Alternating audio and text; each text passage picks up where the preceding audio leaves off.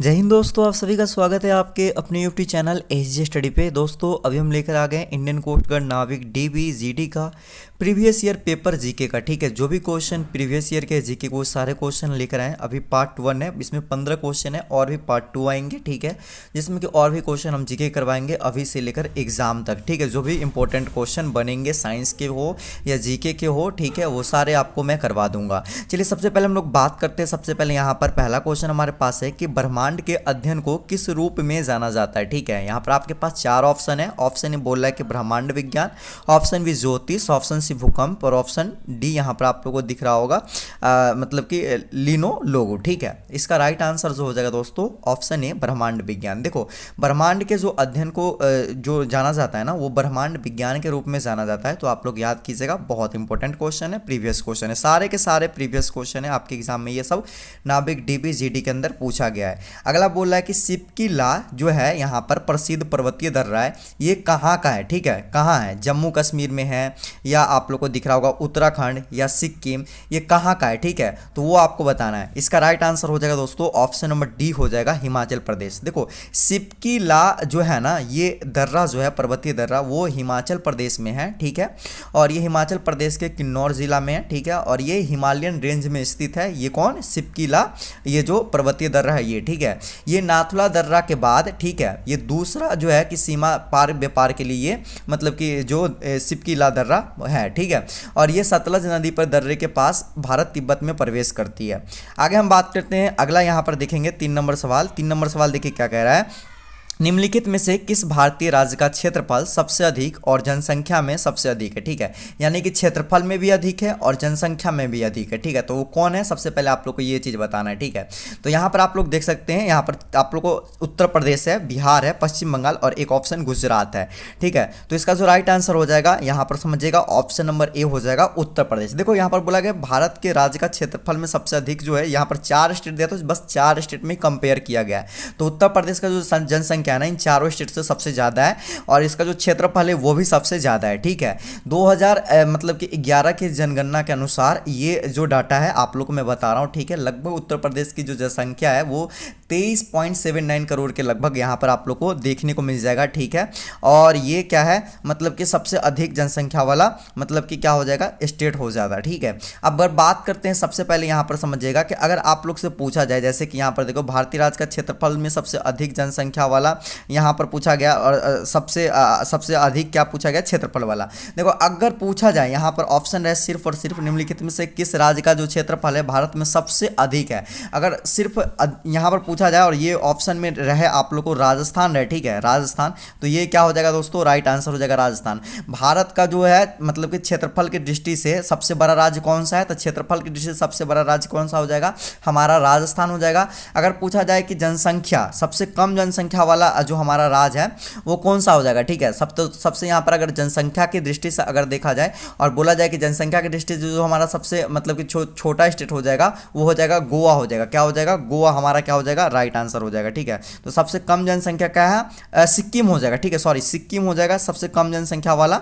और अगर पूछा जाए क्षेत्रफल की दृष्टि से सबसे छोटा स्टेट तो वो हो जाएगा गोवा हो जाएगा। क्या हो जाएगा, गोवा इसका राइट आंसर हो जाएगा। तो ये चीज़ आप लोग का क्लियर हो गया होगा।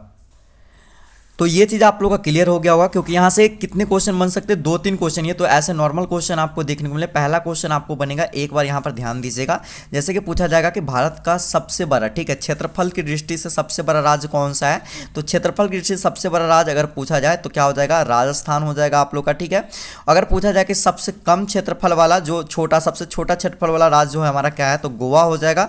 अगर जनसंख्या की दृष्टि से पूछा जाए कि सबसे बड़ा हमारा जो मतलब स्टेट हो जाएगा वो कौन सा हो जाएगा, तो यहाँ पर यूपी हो जाएगा हमारा। ठीक है, और सबसे छोटा पूछा जाए तो क्या हो जाएगा, हमारा सिक्किम हो जाएगा। ठीक है, अगर आपसे पूछ दिया जाए कि शहर कौन सा है सबसे बड़ा जनसंख्या वाला, तो ये हो जाएगा हमारा मुंबई हो जाएगा। ठीक है, 2011 के अनुसार। आई होप कि सारा चीज़ आप लोग को मैंने क्लियर कर दिया है कि जनसंख्या वाला जो सबसे अधिक राज्य है हमारा कौन है और क्षेत्रफल की दृष्टि से सबसे अधिक कौन है और कम कौन है, ये चीज़ क्लियर हो गया होगा।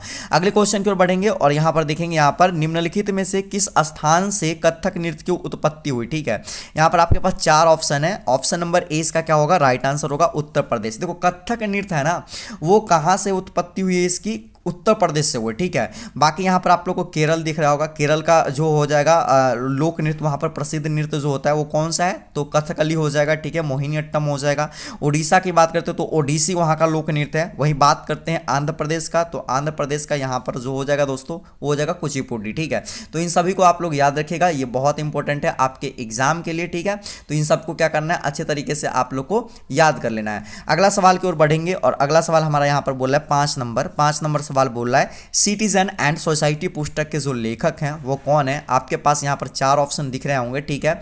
तो यहाँ जिसका जो राइट आंसर हो जाएगा मेरे भाई वो हो जाएगा ऑप्शन नंबर डी, हो जाएगा हामिद अंसारी। देखो सिटीजन एंड सोसाइटी पुस्तक के जो लेखक है ना वो है हामिद अंसारी हैं। और इसे जो राष्ट्रपति हमारे प्रणब मुखर्जी थे 23 सितंबर को इस पुस्तक को क्या किए थे, जारी किए थे।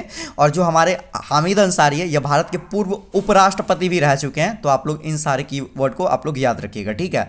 अगला सवाल की ओर बढ़ते हैं और अगला सवाल बहुत अच्छा सवाल है, यहाँ पर देख सकते हो बहुत बार एग्जाम में ये रिपीटेड सवाल है, चाहे ये हो गया कोस्ट का DVGD हो गया या आपका नेवी हो गया, एयरफोर्स, बहुत सारे डिफेंस में ये पूछे गए हैं। पहला क्वेश्चन यहाँ पर आप लोग देखिए क्या कह रहा है कि पहली भारतीय मिसाइल का नाम क्या है, अग्नि है या सागरिका है या पृथ्वी है या धनुष है। राइट आंसर हो जाएगा ऑप्शन नंबर दोस्तों क्या हो जाएगा, सी हो जाएगा, पृथ्वी। भारत की जो पहली मिसाइल है ना ये पृथ्वी है। और पूछा जाए कि पृथ्वी जो है ना वो कैसी मिसाइल है, तो पृथ्वी जो है सतह से सतह पर मार करने वाली एक बैलिस्टिक मिसाइल है। क्या है, बैलिस्टिक मिसाइल है, आप लोग याद रखिएगा, ठीक है। इस बात को बहुत इंपॉर्टेंट है और ये भी पूछ दिया जाता है बहुत बार कि ये कैसी मिसाइल है, तो बैलिस्टिक मिसाइल है। और ये कैसी मार करती है, तो सतह से सतह पे मार करती है ये मिसाइल, ठीक है। तो ये चीज़ आप लोग याद रखिएगा, ठीक है। उसके बाद इसे 2003 में क्या किया गया था, फोर्सेज कमांड में, मतलब कि डिफेंस के अंदर ये 2003 में इसको, इस जो पृथ्वी है ये मिसाइल, इसको मतलब कि लिया गया था इसके अंदर में, ठीक है। और इससे जो भी मतलब कि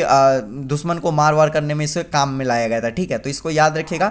और इस परियोजना जो पृथ्वी मिसाइल है इसके बनाने के पीछे किनका हाथ था, तो अपने जो APJ अब्दुल कलाम है उनका ये इनमें हाथ था।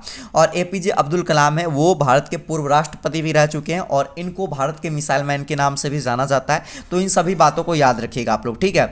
अगला सवाल की ओर बढ़ते हैं। अगला सवाल बोल रहा है कि भारत का राष्ट्रीय युद्ध स्मारक कहां स्थित है। ऑप्शन ए नई दिल्ली है, यहां पर ऑप्शन बी कोची, सी राजकोट और अंडमान, ठीक है। राइट आंसर हो जाएगा, देखो भारत का जो युद्ध स्मारक जो स्थित है वो कहां है, नई दिल्ली में है। तो इस बात को आप लोग याद रखिएगा। और देखिए ये जो युद्ध स्मारक है ना, ये युद्ध स्मारक क्यों बनाया गया, तो जितने भी हमारे देश के वीर जवान शहीद हुए हैं उनको क्या कहें कि उनके लिए वहां पर बनाया गया। अगर आप लोग जाते हो, ये जो देख रहे हो ना राष्ट्रीय युद्ध स्मारक, ये कहां पे बनाया गया, जाओगे दिल्ली में तो इंडिया गेट है, ठीक है। इंडिया गेट के जस्ट बगल में ही इसको क्या किया गया है, बनाया गया है। और ये लगभग आप लोग देखोगे ना तो 40 एकड़ में इसको बनाया गया है ये राष्ट्रीय युद्ध स्मारक को, ठीक है।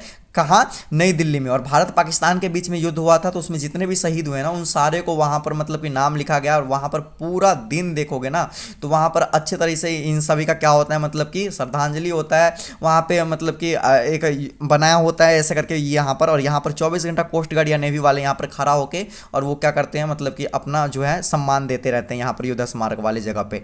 तो ये चीज़ बहुत अच्छी चीज़ है और इसे आप लोग याद रखिएगा।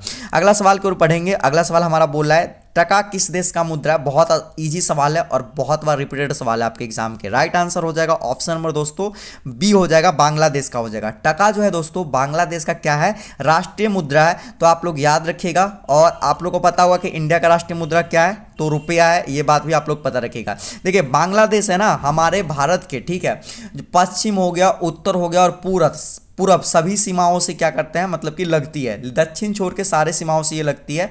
और अभी जो है बांग्लादेश के पूछ दिया जाए कि वर्तमान में प्रधानमंत्री कौन है, तो शेख हसीना वहाँ के अभी प्रधानमंत्री है। और बांग्लादेश की राजधानी क्या हो जाएगा, तो बांग्लादेश का राजधानी ढाका हो जाएगा। ये याद रखिएगा।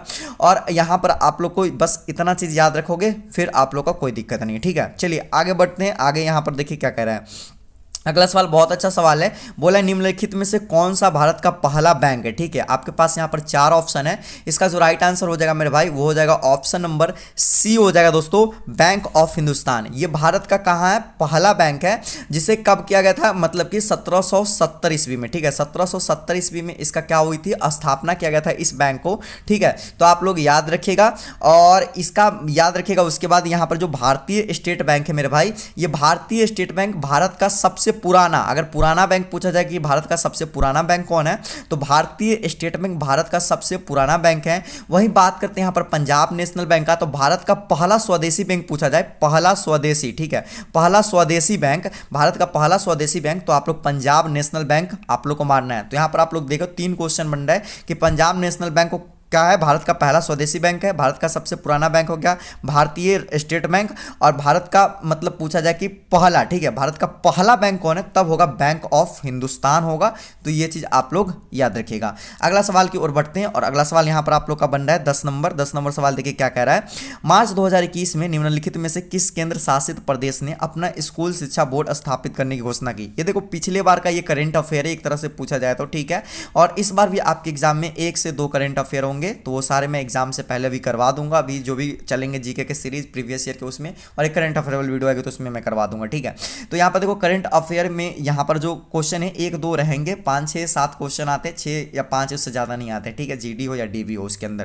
तो 1 2 आपको करंट अफेयर, बाकी नॉर्मल क्वेश्चन होंगे, बस हो जाएंगे क्लियर। देखो सबसे पहले यहाँ पर आप लोग समझना, बोल रहा है कि यहाँ पर जो था 2021 में, तो इसका राइट आंसर हो जाएगा दिल्ली हो जाएगा।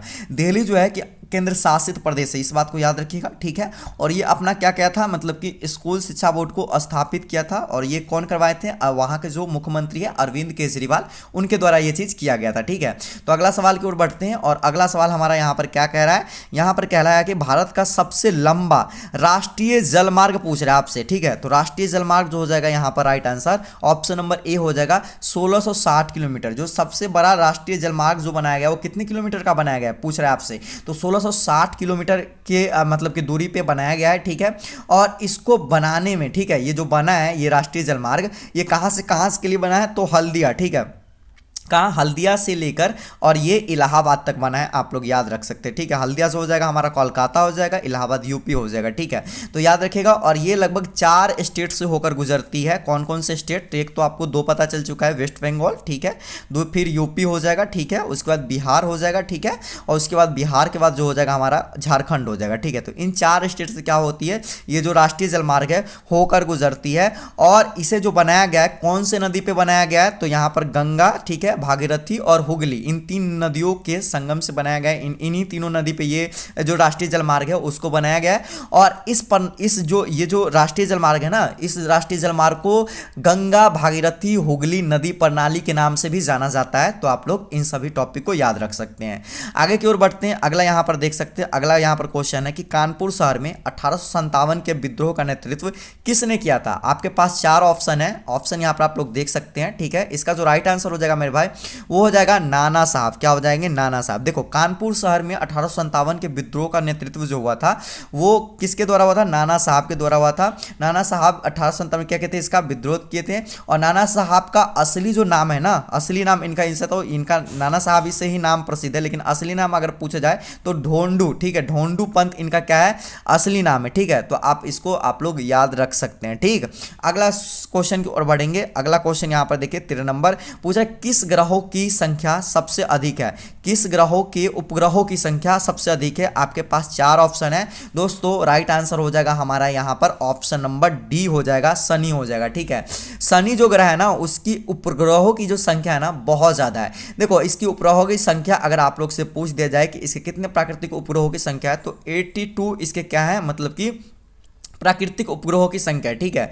जिसमें कि आप लोग को बताता हूं 82 में से 53, ठीक है, 53 को क्या कर दिया गया, पुष्टिकृत कर दिया गया, लेकिन 29 को अभी पुष्टिकृत नहीं किया गया, लेकिन है, ठीक है। तो टोटल हमारे पास 82 हो जाएंगे, क्या चीज, शनि ग्रह के उपग्रहों की संख्या। तो आप लोग याद रख सकते हैं। अगला सवाल की ओर बढ़ेंगे, और 14 नंबर सवाल है कि भारतीय सेना दिवस जो है, ठीक है, वो कब मनाया जाता है, यानी कि इंडियन आर्मी डे बोल सकते हैं, थल सेना वही हुआ, ठीक है। आर्मी डे कब मनाया जाता है, तो आपको याद होगा नॉर्मल है 15 जनवरी, सबको याद होता है, ठीक है। 15 जनवरी को क्या करते हैं भाई, तो ये भारतीय सेना दिवस मनाया जाता है। तो आप लोग याद रखिएगा, बहुत अच्छा सवाल था आप लोग के लिए। अगला सवाल की ओर बढ़ेंगे, और अगला सवाल हमारा यहाँ पर क्या कह रहा है वो चीज़ आप लोग यहाँ पर देख लीजिए, ठीक है। तो अगला सवाल हमारा यहाँ पर 15 नंबर और आज का आखिरी सवाल होगा, और ये आप लोगों को PDF है ना फ्री में मिल जाएगा हमारे टेलीग्राम चैनल पे। अभी क्लास देख लो और उसके बाद मैं 1-2 घंटे में इसको डाल दूंगा, तो जाके ज्वाइन हो जाना।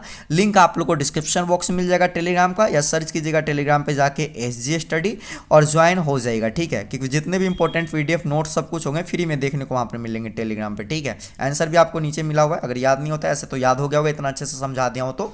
जैसे ही देखो कि एक क्वेश्चन यहाँ पर देखो, ये रीजनिंग से हो गया सवाल, एक तरह से बोल सकते हो, और जीके से भी रिलेट कर रहा था, तो इसलिए मैंने इसमें डाल दिया है, ठीक है। यहाँ पर देखो सवाल क्या कह रहा है मेरा, कह रहा है कि पुरातत्व जो है इतिहास से संबंध रखता है, तो यहाँ पर पैलियोंटोलॉजी जो है वो किससे संबंध रखेगा, ये चीज पूछ रहा है। मछली से रखेगा, या पत्थर से रखेगा, या जीवाश्म से रखेगा, या जंतु से रखेगा, क्या चीज से रखेगा वो चीज आप लोग को बताना है, ठीक है। यहाँ पर तो देखो, यहाँ पर समझिएगा इसको हम कैसे बनाएंगे, ठीक है। सबसे पहले देखिए यहाँ पर जो है, सबसे पहले यहाँ पर देखना, जैसे कि ये पुरातत्व है ना, इतिहास के जो अध्ययन होता है उस पुरातत्व में होता है, ठीक है। तो वैसे ही जीवाश्म के जो अध्ययन होगा ना वो पैंटिलॉजी कहलाता है, ठीक है। जीवाश्म के अध्ययन क्या कहलाता है,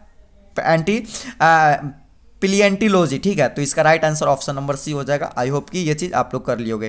टोटल 15 में कितने क्वेश्चन सही थे, कमेंट में जरूर अपना स्कोर बताना आज का क्लास कैसा लगा। अगर अच्छा रिस्पांस मिलता है तो हम क्लास को कंटिन्यू रखेंगे और भी इंपॉर्टेंट प्रीवियस ईयर क्वेश्चन लाएंगे कोस्ट गार्ड DVGD के लिए, जिससे कि आपको एग्जाम में बहुत सारा हेल्प मिल सके। तो इस वीडियो को अपने दोस्तों के साथ ज़्यादा से ज़्यादा शेयर कीजिए, वीडियो को लाइक कीजिएगा, और कुछ भी डाउट है तो कमेंट सेक्शन में कमेंट करके मतलब पूछ सकते हो। इंस्टा पे फॉलो कर सकते हो। सेकंड चैनल को सब्सक्राइब नहीं हो तो सेकंड चैनल को जरूर सब्सक्राइब करना, बहुत अच्छी वीडियो वहाँ पे भी आपको देखने को मिल जाएगा। आई होप मिलते हैं हम आप लोग से दूसरे क्लास में और भी अच्छे क्वेश्चन लेकर, जो कि आपके सीधा एग्जाम में लड़े, ठीक है। उन सारे क्वेश्चन को करवाऊंगा, तो बस आप लोग चैनल को सब्सक्राइब करके रख लीजिएगा। तब तक के लिए दोस्तों, जय हिंद, वंदे मातरम।